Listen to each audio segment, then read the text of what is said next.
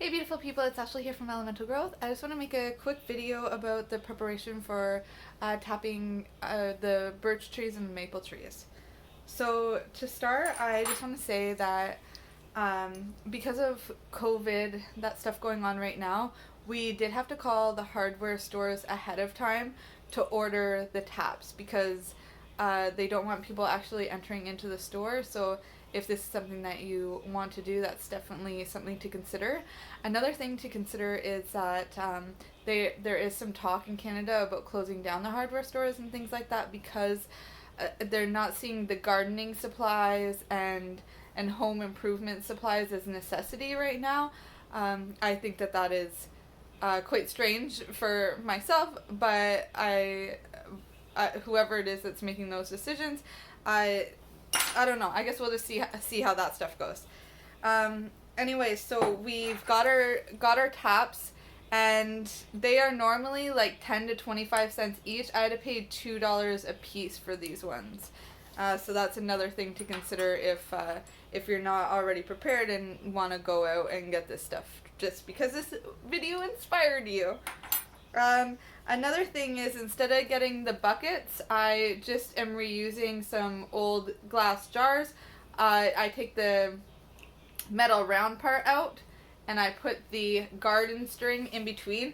This garden string is really the best. You use it to line your gardens, to hold up plants, whatever. It's water resistant and everything, and I find that for doing little things like this, it's going to be able to hold the weight, as will the metal round part. And because it's glass, there's not going to be any toxins that we really have to worry about. But being Canadian, what also works, and I've seen work successfully, is the Tim Hortons cups and even coffee cans, things like that. You can also get tubing that you could just strain right into another jug that you have on the ground. There's a lot of DIY ways to do this, but this is just what I find is great, and we'll go out and we'll check them every day.